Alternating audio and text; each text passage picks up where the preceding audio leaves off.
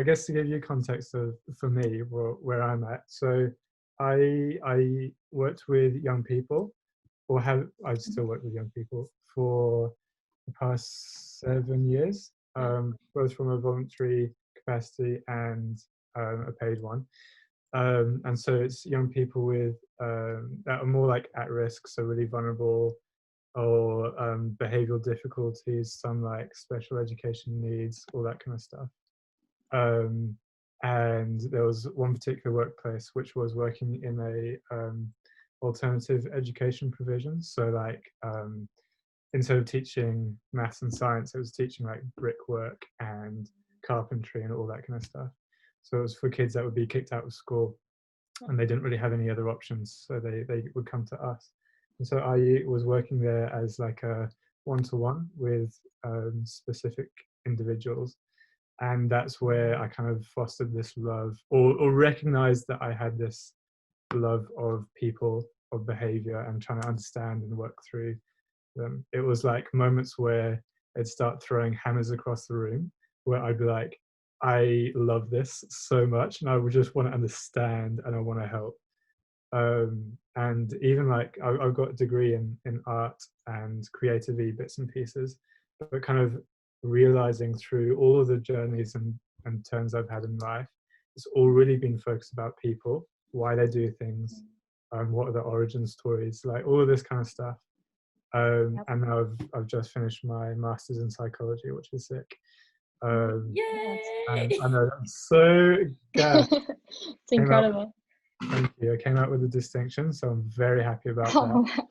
That's amazing. Actually mad. And I want to go on to do a doctorate. And it's kind of all come together because it's given me this permission to be a massive nerd. And I love that. So yeah, that's kind of a bit about me. I hopefully that helps. No, it honestly helps so much. Yeah. That's perfect for this. So basically the whole in coming up with the Strangers Made Something collection, I guess like the first thought was obviously humans. So when David came to me, he was like, the brief has got to be, the collection is about humans. So that was kind of the starting point of thinking, okay, cool, like how do we come up with a meaning that is relatable and universal to everyone who is a human, that kind of thing. And I guess with Outside In specifically in what we do, it was kind of this idea of, okay, we're always focusing on the people on the outside. We're focusing on the people that get left behind, who in society would be known as the strangers, and the connotations around the word stranger, stuff like, don't talk to strangers, don't be a stranger, stranger danger, like all these different things where it's just negative. And then kind of, I guess like juxtaposing that to the connotations around the word someone, where if you're someone, you mean something, you can be someone to someone. There's just like this worth around this word. And so it was kind of this idea of, okay, cool, what about Strangers Made Someone? And sort of like, I feel like that's a lot what Outside In does, is they take the strangers and they make them someone. They give them the worth, they learn the name, they learn the story, they put them on this path of, okay, you are someone with value, and we're going to see that and we're going to talk about that. So that's kind of the collection in a very brief kind of summary of everything that we're hoping to achieve. But with this kind of section of it in particular, we've called it Not Just Another Stranger.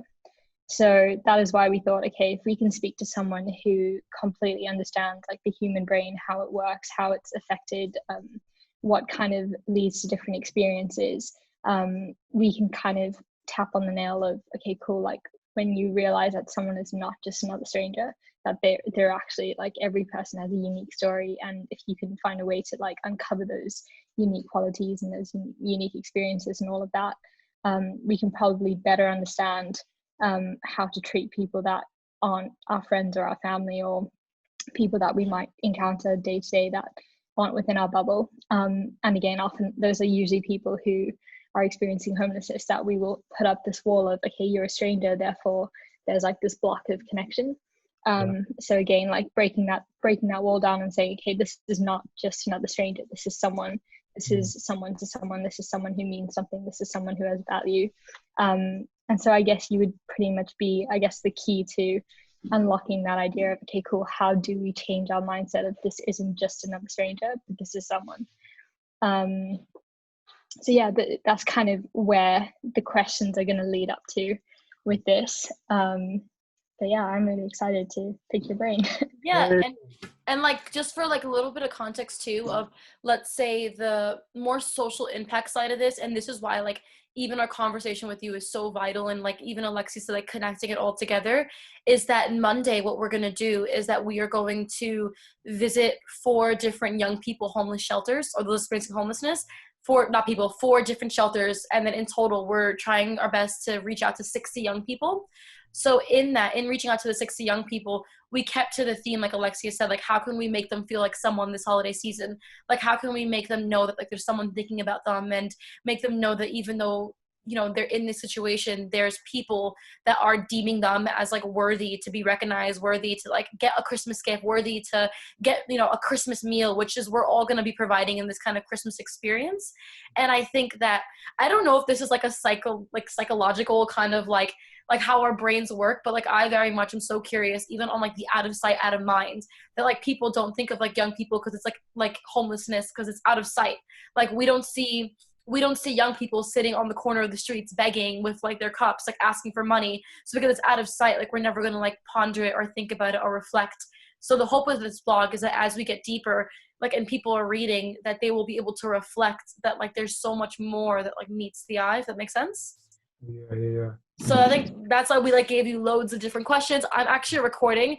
We're not going to be using this recording for like any like scandalous purposes. Like we're just using it just so like, just in case we miss something you say, or we want to go back to it, like as we take our notes, that we have that there. So just in case you see that little like recording button on the corner.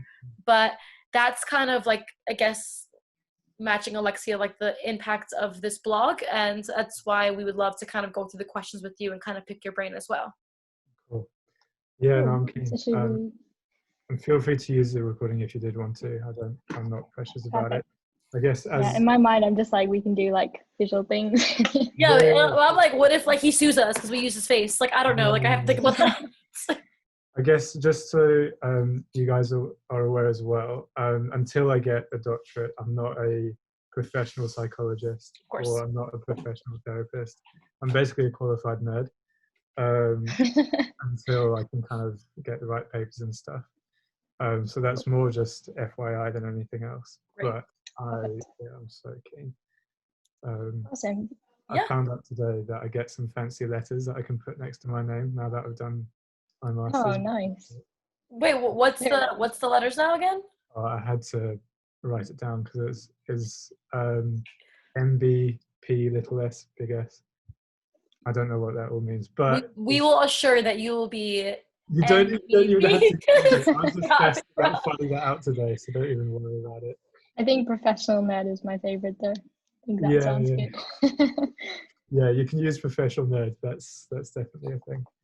I mean, we're here for it. Cool. So Scott, are you ready for the first question? Yes, let's do it. Okay, so with all of that being said, we have that in front of us, and Alexia and I will just interchange between questions, and then also kind of disclosure for you, just in case, like, I don't know, there's something that you feel like you want to emphasize on a little bit later on, because you, like, I don't know, when you go to sleep tonight, you're like, dang, I wish I would have said this. You can always, like, message us, and, like, we can always kind of include that also in the text as well. That's kind of what I was thinking with today, was doing the Zoom and doing it face to face. And I will probably just ramble because there's loads of thoughts and ideas, but then I'll probably go away and have more thoughts and ideas that I'll send to you guys. Perfect. Thank you. So the first question is, how does loneliness affect a person? Oh, okay. So,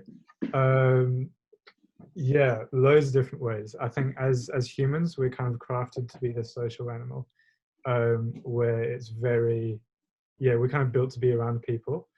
And so social relationships are fundamental for like emotional fulfillment or behavioral adjustment, cognitive function, all of this kind of stuff, which basically means that social environments help us build the way we feel, the way we act, the way we think. And so as a result of that, having a lack of social things will also have a massive impact on the way we feel, the way we behave, and the way that we think. Even going into as far as looking at physical symptoms as well. There's loads of science and theories that talks about the way that our emotions will physically change our neurochemistry, our biology. For example, the patterns that heartbreak will have in our biology and in our systems are so similar to a physical injury that you can take painkillers to help with heartbreak or help with emotional turmoil, and that'll help you feel better. And so the physical symptoms of or I guess the physical effects of emotions and the way that we think are just as real and as tangible as it would be if we broke a leg or physically injured ourselves. That's mad. Which is mad and so interesting. So in terms of like how loneliness affects someone, there's so many different ways. I was reading a few papers about loneliness as well, because it is such a massive topic that I'm sure I'm going to spend all my nights kind of going into more about. But there was a few different definitions of loneliness that I thought was really interesting, where from a psychological point of view, the first was that I wrote it down, was loneliness results from deficiencies in a person's social relation. So like a perceived thing. So if my expectation of being really social looks like this, if I don't have it, then I'm now lonely. Is one of them. The second one is that is a subjective phenomenon, so not necessarily an objective being isolated, because you can be alone and not lonely, but there's almost a subjective level of it where everyone's perception of what it means to be lonely will be different. And so someone might be fine with being alone. And then the third one was, that loneliness is unpleasant and distressing, which I feel like is pretty obvious. So I think that's kind of how, long story short, loneliness affects a person. Does that answer that? No, 100%. That was very helpful. Cool. No, that actually, the thing is, I would never think that you could correlate like a physical injury to something as emotional. Because the thing is, even like emotional trauma, I think that so even emotional trauma, like you can tell like physically how it affects you. Like I'm the biggest advocate like for understanding those behaviors and how like it like actually physically impacts you. But then sometimes I think it's easy for us to like, oh, we're just being emotional, or like, oh, like this feeling isn't real because we just feel too hard. Like, you know what I mean? Like we kind of like don't justify kind of the pain that comes with, let's say, like whether it's trauma, loneliness, even heartbreak. That's insane. It is crazy though. I remember not just like with loneliness, but I can't remember I was reading a book ages ago, but it was just basically talking about how your mental state can actually, which is exactly what you're saying, like can actually affect your physical state to the point where you can develop illnesses, you can develop all these different symptoms of crazy different things just because of how you are mentally or emotionally. So it's crazy that it connects to the physical so much. No, and it's trauma is one of the things that I'm really, really interested in. And so like even things like yoga and stuff like that, you can go to therapy and sort your mind out, but even if there's a certain texture that sits on your body, there's a certain position that your muscle will pull in, could trigger a chain reaction in your body to go into survival mode. Like for example, there's a really interesting story about a woman in a supermarket, and she collapsed on the floor out of the blue into the fetal position and had to go rush to hospital. And it was found out that the trigger was because she was wearing a certain hoodie, and the smell of the man's breath behind her triggered this response that unlocked something in past that had been dealt with through therapy, but because her body hasn't gone through that, the physical healing process, it was still something she had to work through more of. So the physical symptoms of trauma is insane. And then if you were to pair that with homelessness and the ideas that kind of reinforce that, is insane. It's I guess like the next question would be like what you said, the tying that in with homelessness. So a lot of youth who would be experiencing homelessness will be going through severe emotional traumas of different things, and often loneliness is one of those things.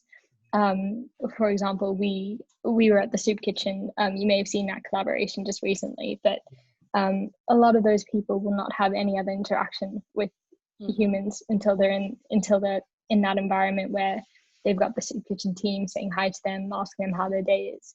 And a lot of that can just affect how, not only how they interact with other people, but I guess their mental state as well. So with what are some of the things that could kind of lead to that extreme sense of loneliness or those extreme physical conditions for someone who is experiencing homelessness specifically?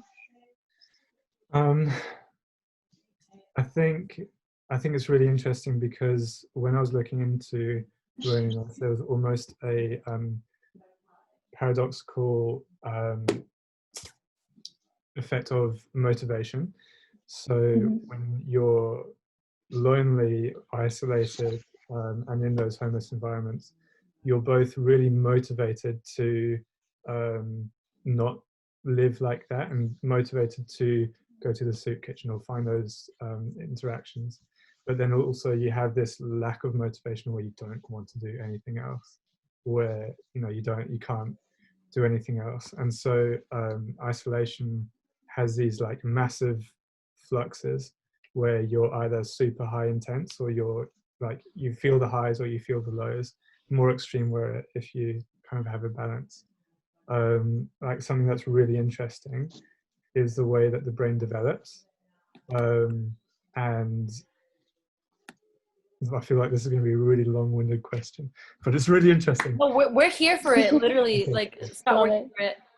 So the way that the brain, so there's a thing called neuroplasticity, which talks about the sponginess of the brain.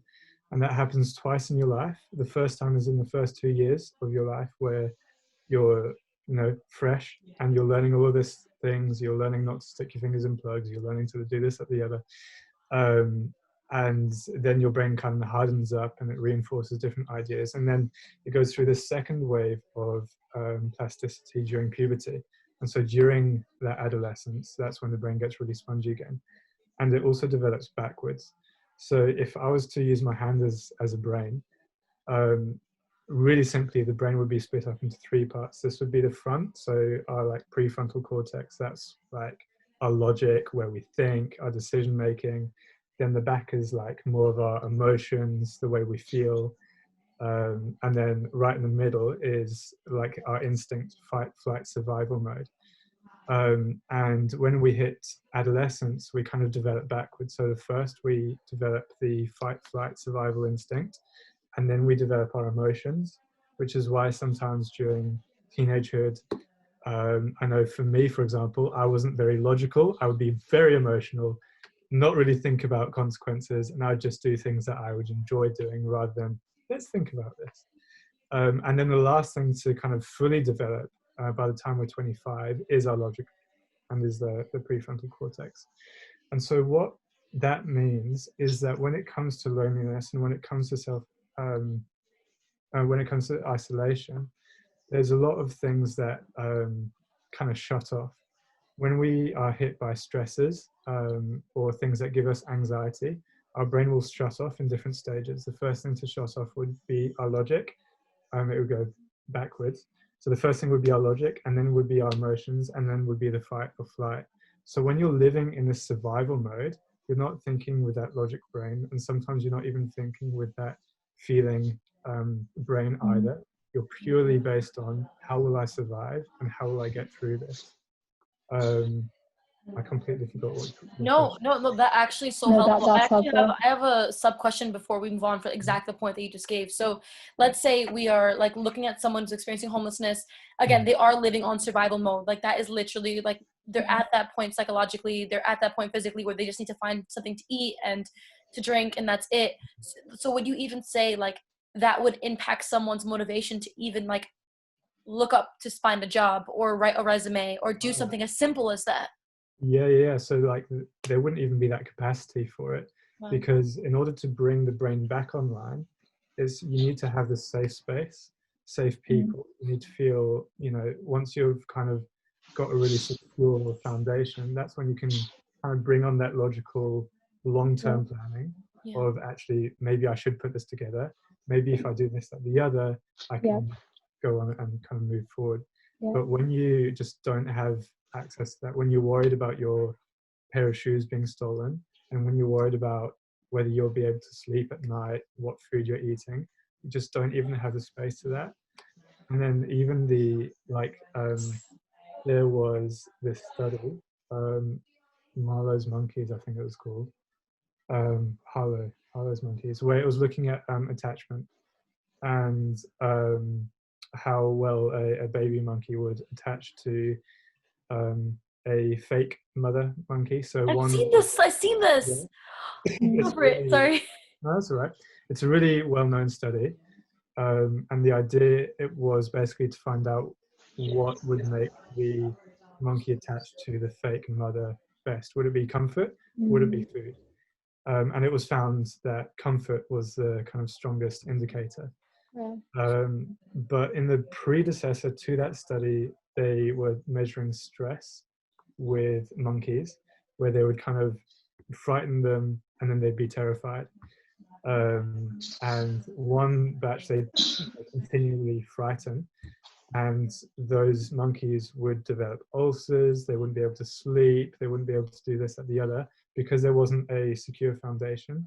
They were constantly kind of on this edge of terror, where they weren't able to fully function. Whereas the other monkeys had a safe space to go to. They had that comfort. That wasn't just food or water or drink. They had an environment where they felt safe, which then kind of helped them develop. We talked about how loneliness affects your cognitive function and the way that we think. And so actually having that place of comfort, that place of safety, will impact the way that we think and impact our cognitive development. That makes so much sense, because one of the things with this whole campaign is this idea of getting past, once you know the name, you learn the story. When you learn the story, you learn the person. And I think it's so easy to, like you said, to kind of, if things like loneliness or the different challenges that come with like extreme stress in a homeless situation can impact you so phenomenally on the outside. You can kind of make those judgments really quickly. Like if I see someone doing something strange on the street, there's like this immediate, stereotypical reaction of, okay, cool, like they've got something like mentally wrong with them, or like they're not safe, that kind of thing. But it makes so much sense seeing how all these different situations can actually like trigger the brain to act in a certain way and then completely change the person on the outside. Sorry, were you going to say more? No, carry on. This is something that I really like about Outside In. There's another study that I recently read that was, it was more about abuse than isolation, where it was an old study, like 1970s, where you could get away with quite a lot, where they had different dogs, and they'd have these like electric panels that these dogs would sit on, and for some dogs they would zap them, and then the dogs would find this escape. They'd open the doors and they could leave. Other dogs, they wouldn't open the doors, and so they just kind of have to endure it. And then when they opened the doors and allowed them a space to escape, they didn't. And so they were so trapped in their way of thinking, where the logic was offline, feeling was offline. They were living on this survival. They were just kind of sitting there and taking it, and taking the abuse without thinking, oh, can we move forward? And so you can kind of see that played out with domestic abuse, for example, and domestic violence. 100%.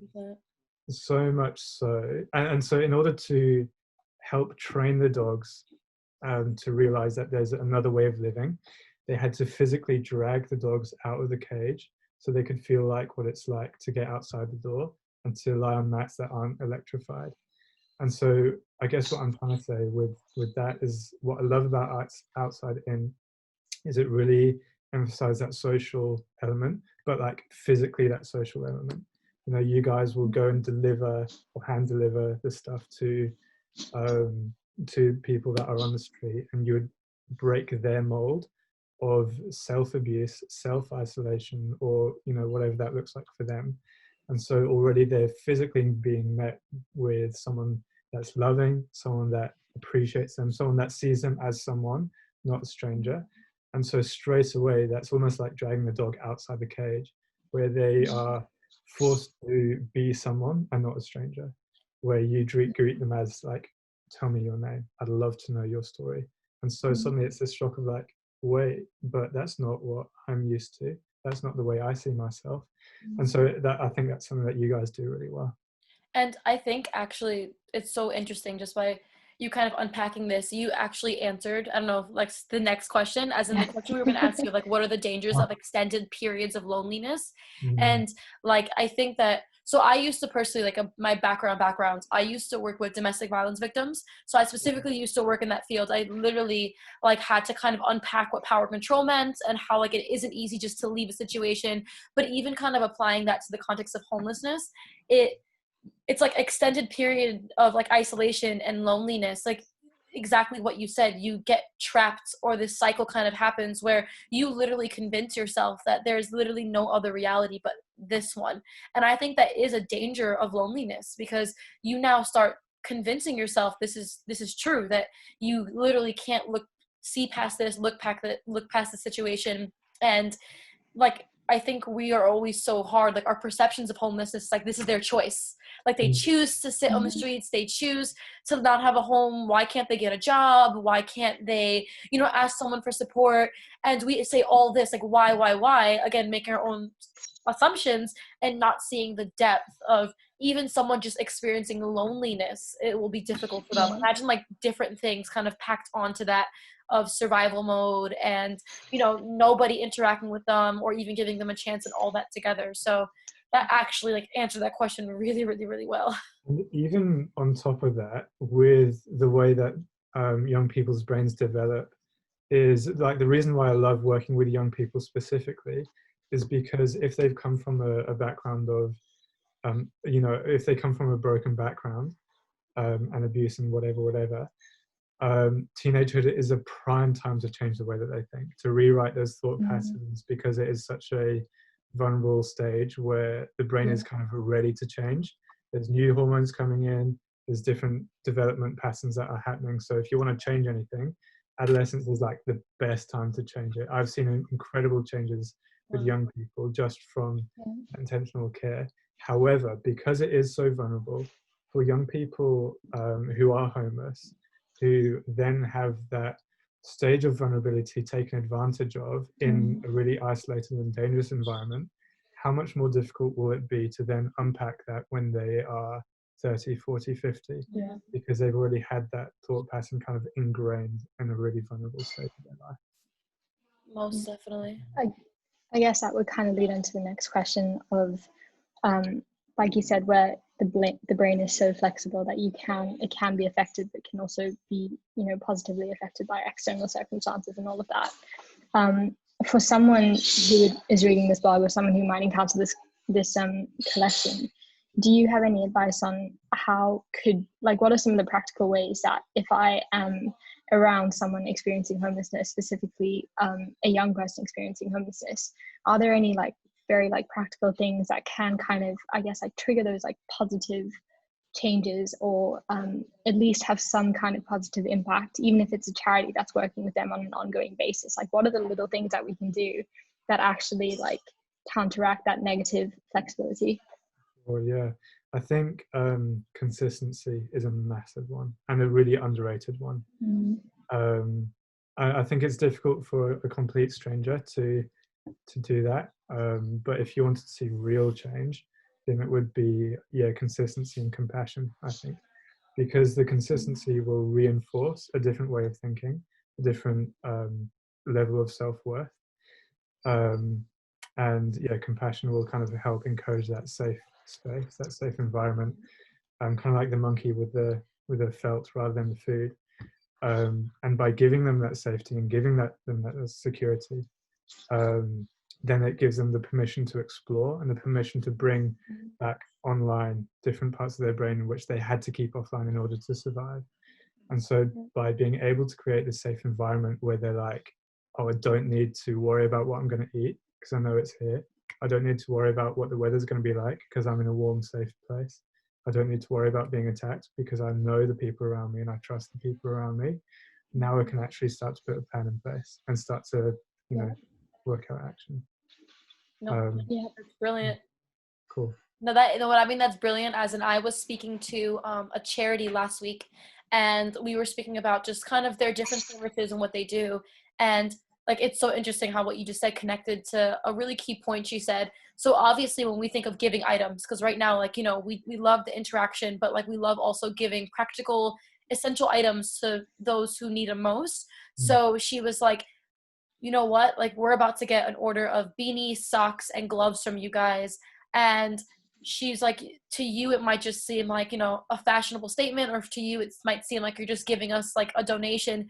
But what it means to our like service users and individuals is that now the heating in their hostel, it doesn't exist, or the heating in their house doesn't exist. So now they can wear something inside to stay warm. Therefore now they can think of the next step on how they can maybe pay an electrical bill, or now they can worry less about being cold, and now they can worry, okay, how can we make money to buy food? Or if you give them food, now they don't have to worry about food, now they can think about something else. So it's just like that idea of safety and support is so essential, because you're right, it does allow them to be future minded and kind of explore different options. And this specific charity was like, our goal is to provide for them everything they need, but encouraging them to move forward. So they're at the point where they have the security, and now they can now pursue their dreams, their passions, kind of the things that they left behind before they became homeless. So I think that is super important to like note when we speak about just kind of the next, like when someone feels like seen, they're able to not only kind of get their confidence back, but they're also being able, like, we can now see their needs and we can meet them.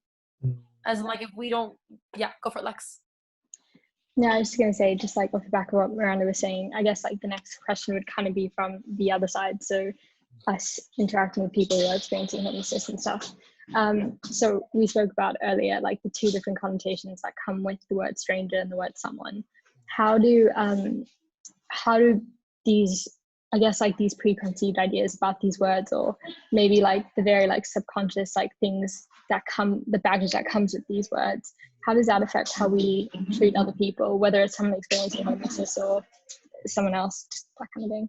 Yeah, cool. So I love this question. I think, it's really interesting because it's kind of now delving into the psychology of language. And so there's lots of there's this idea called priming, where by using a certain amount of words, you're kind of primed to do certain things, or think certain things, or believe certain things. So like an example of this is a really good study that was done. It might be irrelevant, but it's really interesting.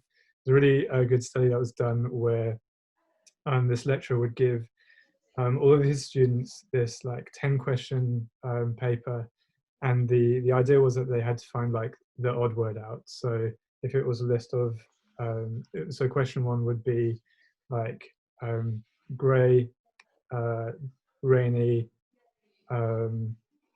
warm, and wet, for example. And so the odd one out would be warm in that. Just go with me. And so the idea is that with all of the odd words out was all like warm or sunny, bright. It was all like very happy ones. And the idea is that the words that they were trying to find, the odd ones out, would unconsciously trigger certain thoughts, beliefs, and behaviors that they didn't recognize. So in this test, the ones that they were trying to find out was either ones that would inspire patience, or ones that would inspire anger and quick temperament. And so to test whether this would work, they had to take their answers once they finished to the lecturer that was having this fake conversation, and it was kind of measuring to see how long it would take for those to interrupt the conversation and give them the paper. So they found that those who had like a neutral test would wait about like 5 minutes, 3 minutes, something like that. those who had the quick temperament, angry words, would interrupt the conversation either straight away or 30 seconds. And those who had more of the patient, calming, slowing down words wouldn't interrupt the conversation at all. And so the lecturer was commenting, saying that it was really hard to sustain a really long, arduous, fake conversation, waiting for the student to interrupt them with their test results. And I guess why I'm saying that is because there's a lot of power in words and a lot of power in priming that we don't realize and don't recognize. So when you say the word stranger, already there's certain ideas that society has written into our brains that we have this connotation of. So stranger danger, for example, would be a really quick one to come up with. And you can see that emphasized in media. Someone you don't know will probably come and attack you. Someone you don't know will probably come and challenge you. Someone that you don't know will probably be really dirty. Someone that you don't know will probably... And so already there's this massive unconscious pull that comes with a single word of stranger.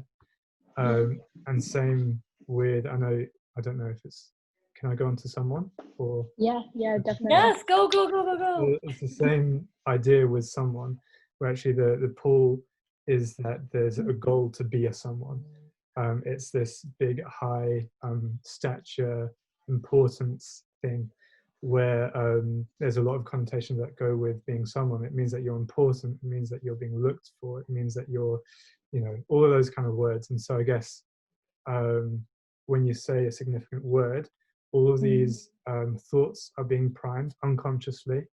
There was a study that talked about how 5% of our thinking is conscious, the other 95 is unconscious. So already what we're kind of using is that 5% of conscious thought, and there's a lot of unconscious thinking that is impacting the way that we behave, like in the study that I was talking about. And so if you say the word stranger, yes, those thoughts are unconsciously primed, and so there's behaviors that tie in with that. If you hear the word stranger, you think danger, so you behave in a way that person might be guarded. Wow. Right. And so already you're standoffish, already you don't trust them, already you will try to avoid them, already you'd be more likely to call the police on them. There's all of this kind of thing, and that ties in with homelessness and a whole bunch of other things, as well as youth. Young person has its own connotations. Ethnic minorities will have their own connotations. And so already there's it can get really deep really quickly. It's like so much baggage. It's really interesting that you say that as well, because we put out a kind of like a question poll, I think last week, just asking people, hey, what do you think when you hear the word stranger? What do you think when you hear the word someone? And literally all the responses perfectly fit into those boxes of every answer that came back about the word stranger was something negative, like, oh, I'm someone that I'm not comfortable with, someone that I'm afraid of, like someone that's you should avoid. Whereas the word someone was all this, like, just this positive stuff of someone who's got worth, or someone who's loved, like someone that I want to be to someone. Like it's so crazy how just a complete load of people who have no idea about the collection, haven't read anything about the meaning of the collection, had already had these preconceived ideas so firmly founded. So yeah, that's crazy. Yeah. When do you ever hear the thing of oh, this person's a stranger, so it's an opportunity to meet someone, or I know there's someone, not sure about them, and it's such a counter way of thinking. Yeah. And then even knowing now, after you kind of elaborated with the idea of our unconscious, at work, all those people who answer the question, we can make an educated guess that kind of their behavior for what they connected to the word will literally show. If they said I'm uncomfortable, they won't probably realize it, but you'll see discomfort in their demeanor or how they act towards someone when a stranger is introduced to them. So that's literally that connection, probably even with the answers, we kind of put that together, would probably be mad. 100%. So Scott, I feel like this is more, the next question is more, I would say, I don't know, I'm very curious about the answer to this question, and it very more is on the not more positive side, but it's more of how I personally would never think, I would have never thought this, or think how do I act towards someone, and how can I make them feel valued without kind of only using words and X, Y, and Z. So the question is what happens to us physically and psychologically when we feel noticed and valued?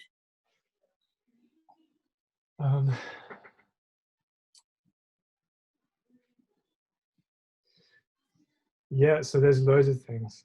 Where to start? Loads of things. I don't know which line to take. So there's neurological things that go on. There's behavioral things that go on, and there's a mixture of everything. So like for example, like I don't know where to start with answering this one. There's No, even like body it's language. okay. Yeah. Wait, sorry, what was the question?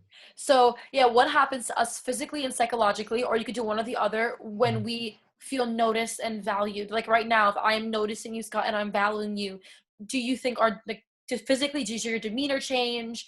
Psychologically, are you thinking kind of either happier thoughts? Like what is going on when we introduce the word such as value and worth to somebody? Cool, great. So I think it comes with vulnerability, and again, I think it kind of goes back to the Harlow's monkeys, because there's that comfortableness, there's that openness, there's some body language studies that talk about when you raise your eyes to someone, or raise your eyebrows, not eyes. So when you like raise your eyebrows, like you have been doing to me, for example, through this conversation, what you're unconsciously telling me is like, I see you and I recognize you. I know who you are.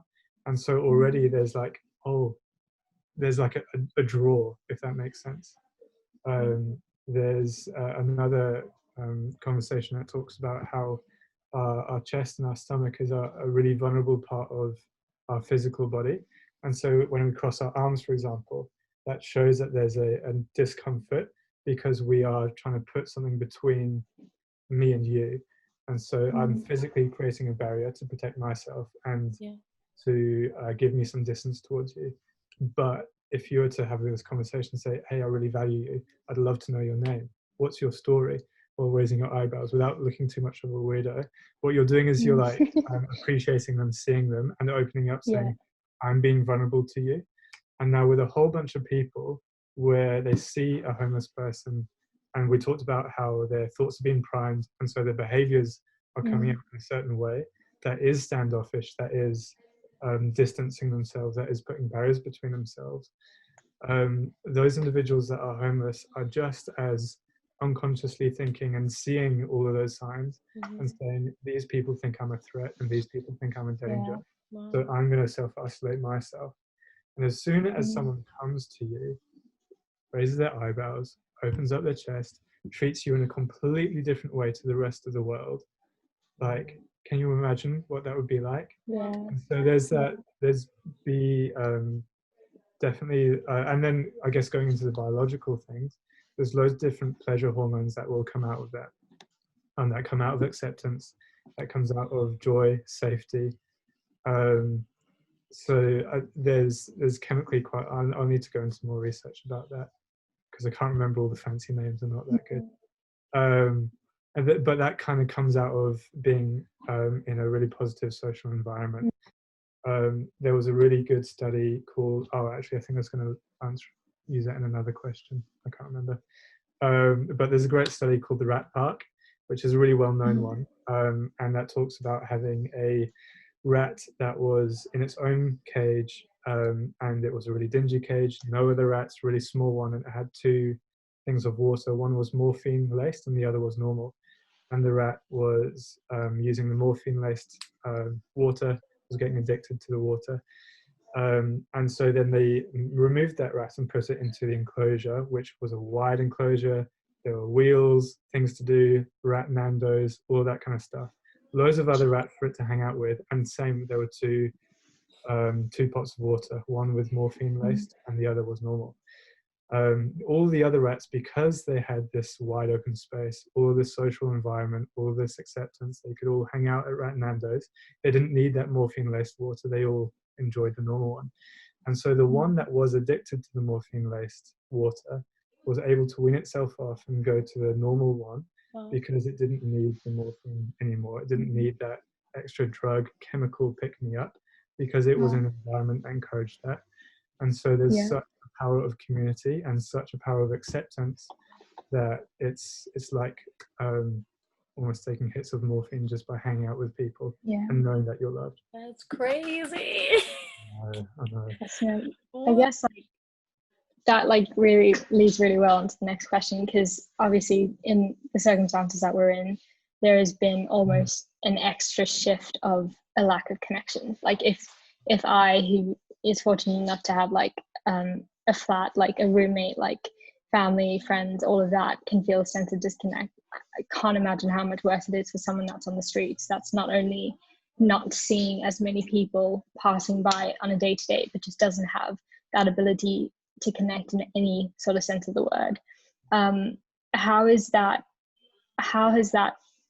would you say that has affected someone that's experiencing homelessness, just this like this overly severe lack of connection and disconnect? Right. So I think there's a really, really interesting comparison that I talked with someone else before. And again, I'm so sorry for these long-winded answers. I love it. I love to learn. So keep it coming. There's a great study by a guy called, I think it's Zimbardo, a very well-known one, about a prison. And so what he did is he got volunteers to come in. They were random. They all passed different psychological tests, so they're all fine.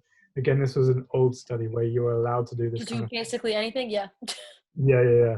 Like, yeah. So the old study almost went on a tangent. Bring it back. And so they randomly assigned some of them to be prison guards and some of them to be prisoners. And so those who were prisoners had to wear the uniform. Those that were prison guards were given sunglasses, prison guard uniform. And they had to stop the test in, I can't remember how long it was. I'll need to go back and have a look at it. I think it was I think I heard this study. I think it was less than 2 days, I think, no? Or no? It was probably a few days. I know that there were a few prisoners that had to be removed because of the psychological stress, and so they broke down and they weren't able to go through with it. The prison guards, or those that were playing the prison guards, were abusing power, flaunting what they had, waking them up at stupid o'clock in the morning. Essentially, it was abuse and what's the word? Yeah, abuse. And the prisoners had to sit and take it. They had to close it down, like you said, mega early, and had to kind of go through rehabilitation. So if you take that study as normal people, but then if you think about what it's like in actual prison, where there's actually people that are treated like that, and there's actual prison guards that are like that, and yet they sit and take that for years and years and years. So why is it that these people have psychological breakdowns and these people sit with it? Because there's a level of self-acceptance of, this is who I am, this is what I deserve. Now, if you take this to homelessness, what we've experienced during COVID is a mass isolation, self-isolation, all that kind of stuff. And so we can sit there and think, flip, I'm on the verge of a breakdown. I just need to see someone and have coffee and do all this, that, the other. But if you think about homelessness and people that have lived through self-isolation for years and years and years, what's the difference between us, having a fit about not being able to go to have coffee with people, and then those who are homeless in the middle of a pandemic, is a level of self-acceptance of, this is who I am, this is what I deserve, this is just the norm for me. And so I think obviously there's different things that are kind of emphasized and pushed and reinforced, because everyone's going through it, but actually people who are homeless and people who are isolated have been going through it for way longer than we all have, and in way worse conditions, and way worse all that kind of stuff. I would say that we are not in survival mode, because we don't need to fight to survive.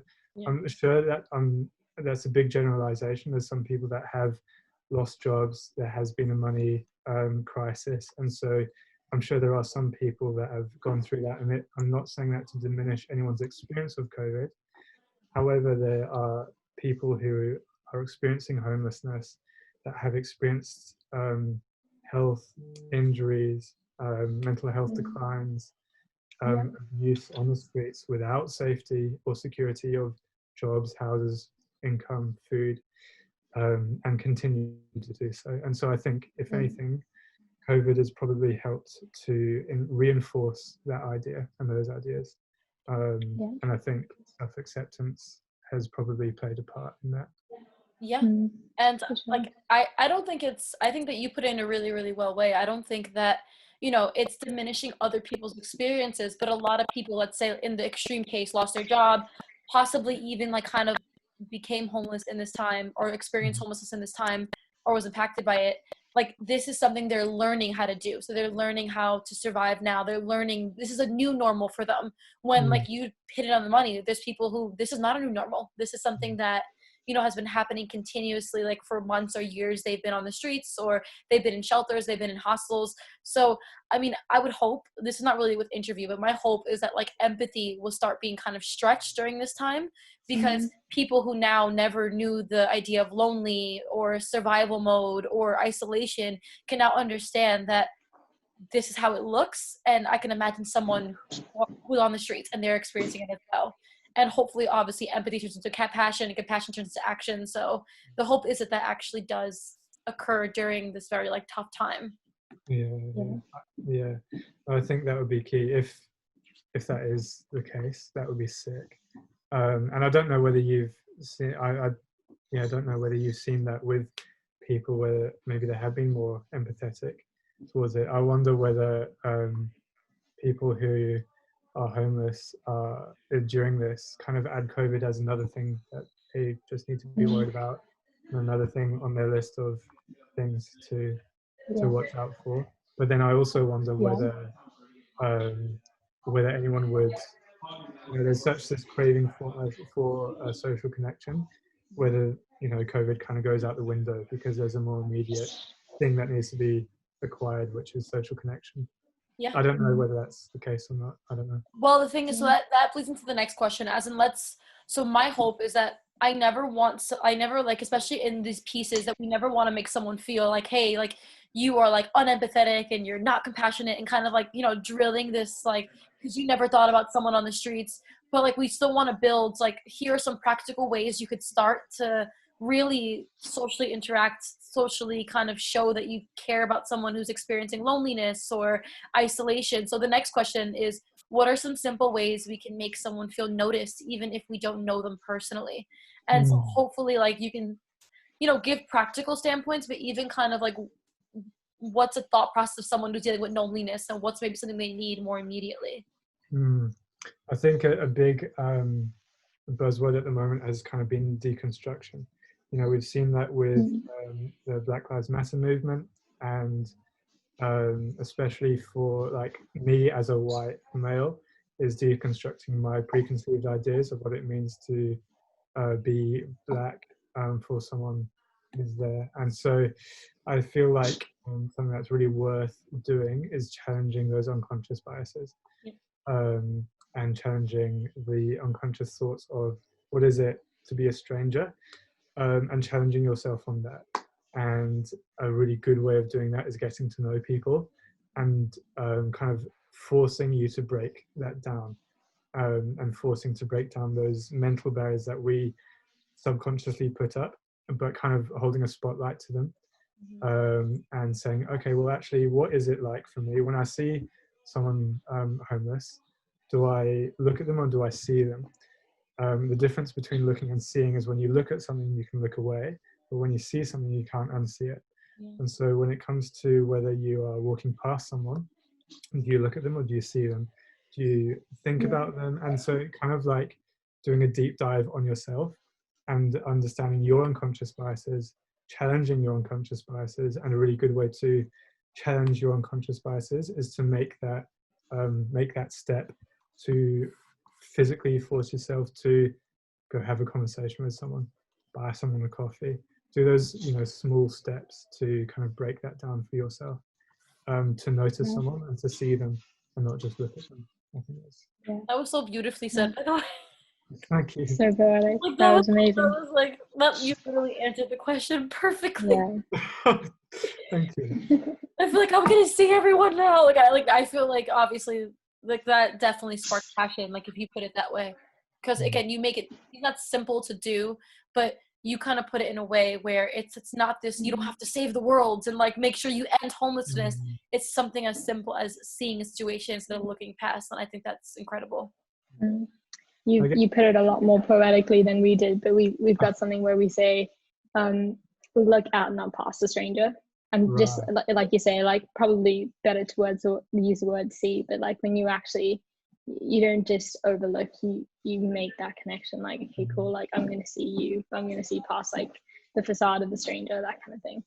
I guess the other thing with like seeing and not being able to unsee it is once, even if you don't do anything, once you walk past that person, you can still kind of see it in the back of your head.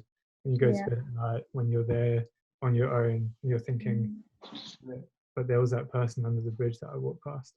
And so it's almost like you can't unsee it. And then that's where that kind of empathy, compassion moves you to action, because you've seen the person, you understood that could have been me, that could have been my daughter, that could have been my son or brother, or whatever that looks like, uncle, dad. So and this is not like a question, but like this is blowing my mind, because I think about this as in, I know that, so there's like, I call her one of my besties, so there's like this woman who lives in my neighborhood, and she is voluntarily homeless, so that's something that she's very open about. She loves to chat, so that's something that I've learned different things about her. She's actually from Cyprus, so it's so cool because Alexia Cyprians, I remember telling Alexia about it once, but I've seen her a bunch of times, and like we've kind of interacted little bits, but when I fully kind of, let's say, started to get to know her deeply is when I first asked her name, because her name's Anna. So when I asked her name, she said it was Anna. I went back home, did my thing that night, but then now, like, again, the back of my head, like you just said, like, I'm okay, Anna, and now I connected like this whole person just to like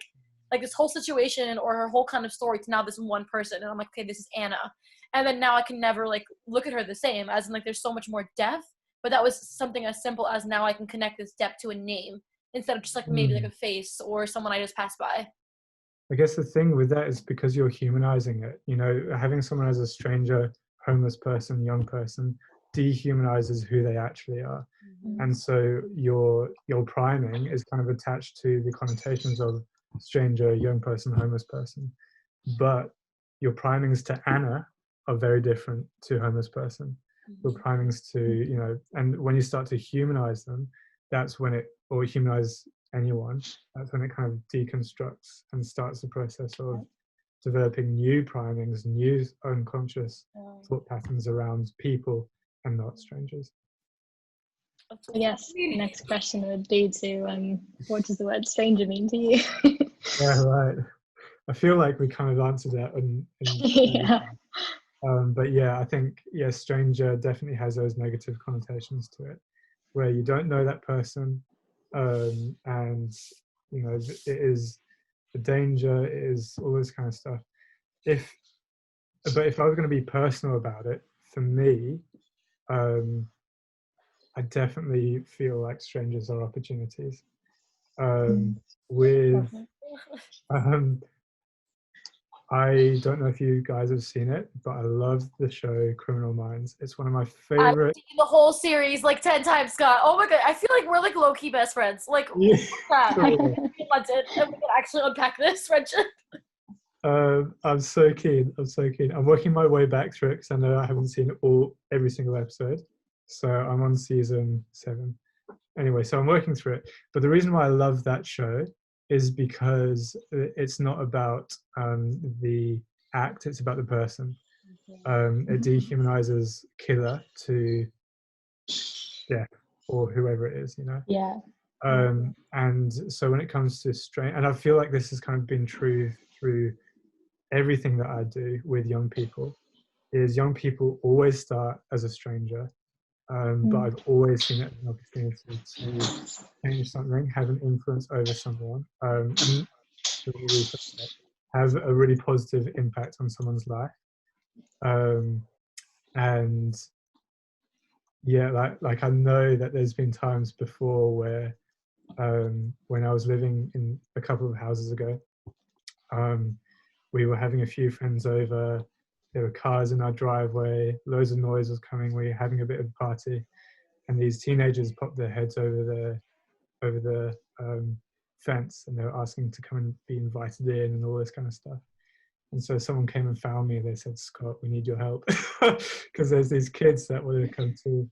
So they brought me out. I got to meet them and hang out with them. And so I didn't invite them in because obviously, you know, safeguarding and all that kind of stuff is a real thing. We want to protect ourselves and the young people.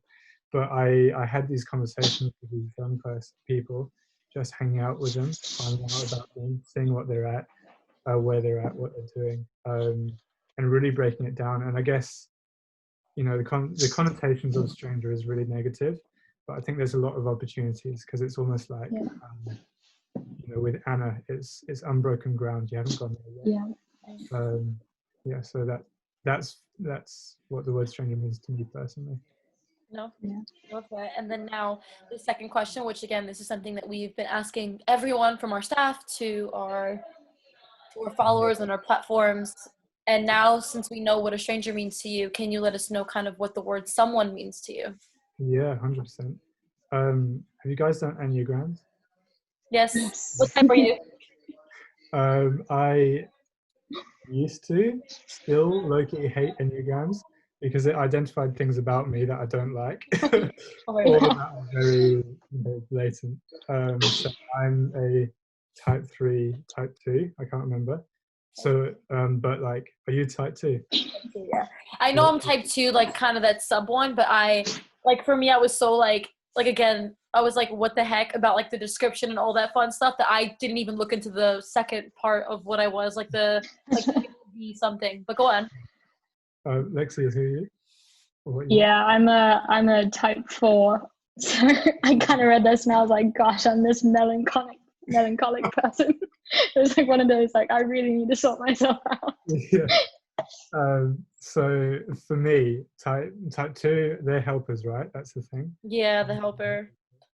And type 3 is I think it's the achiever, where you want to be liked and you want people to like you.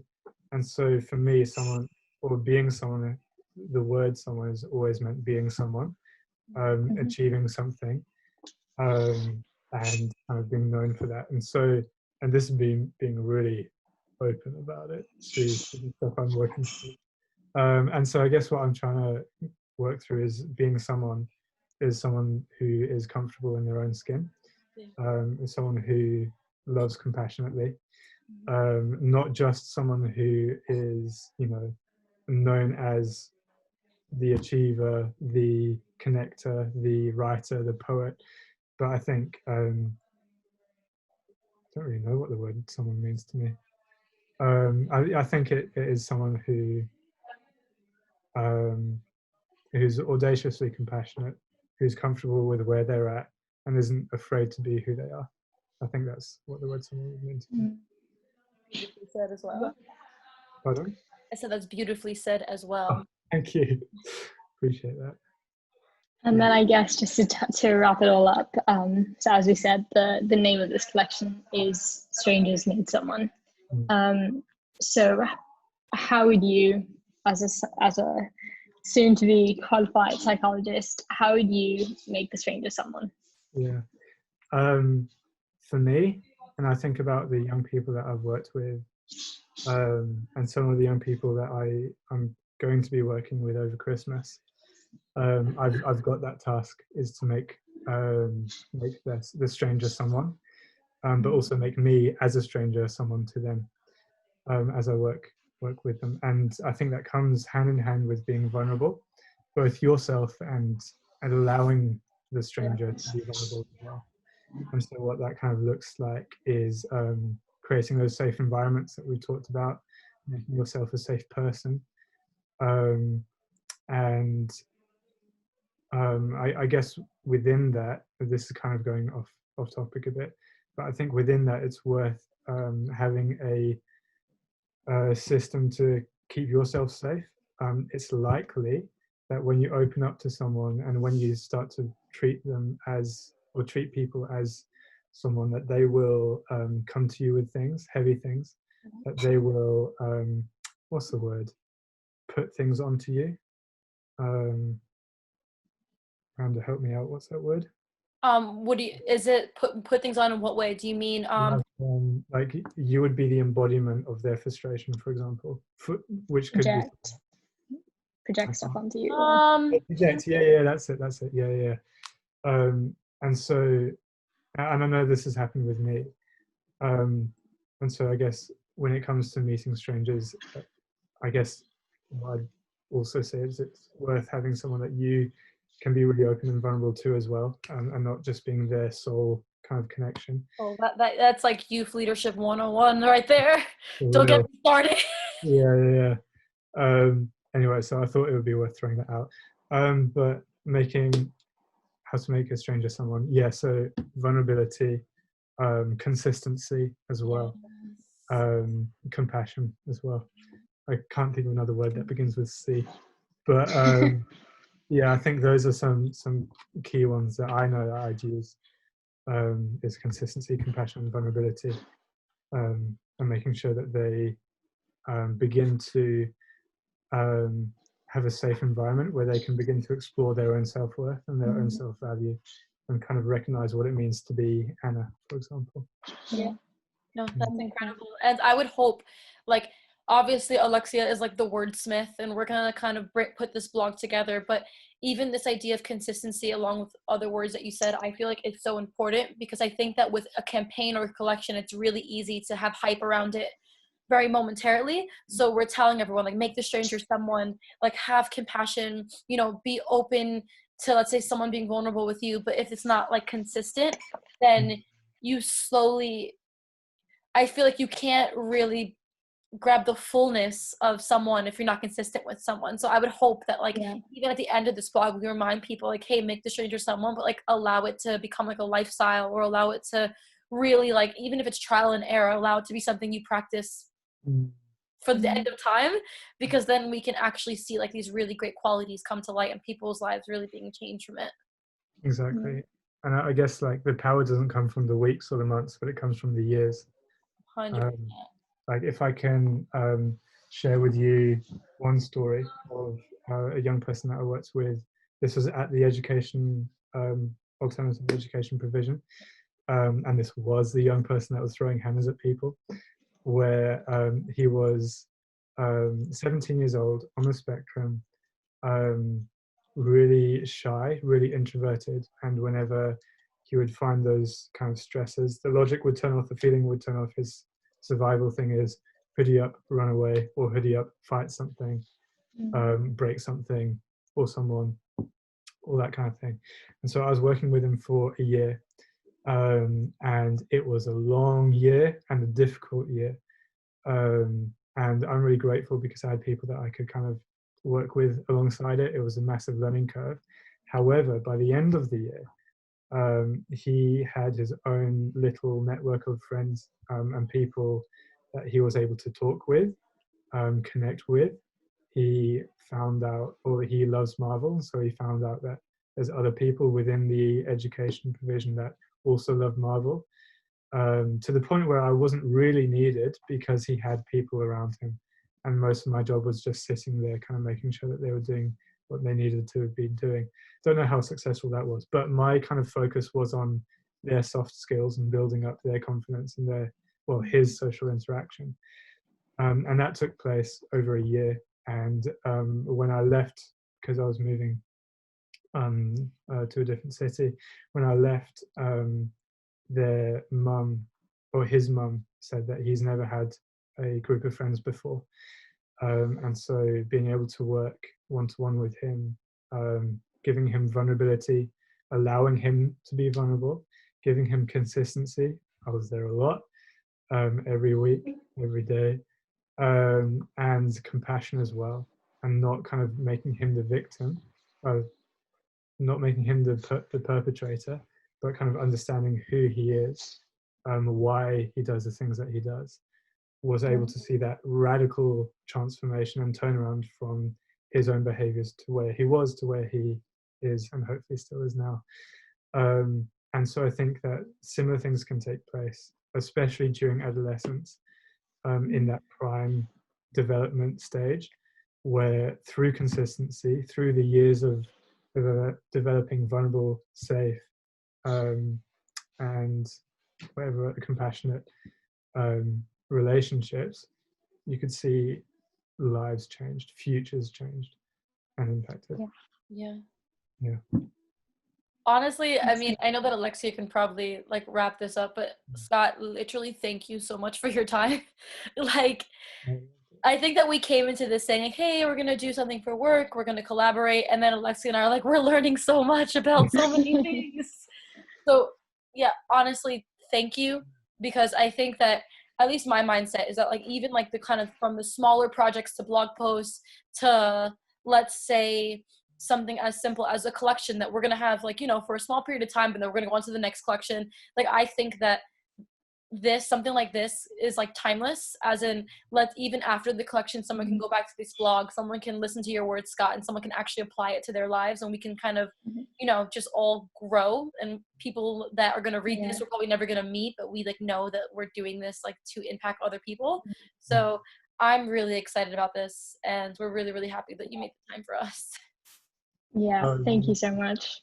Like, this is so helpful. Like, my favorite subject in the entire world is humans. So this has been like, I love hearing about how we work. So thank you so much for giving us so much information. And like Miranda said, just like, I know this is your Friday afternoon, but thank you. We really appreciate you taking the time to do this.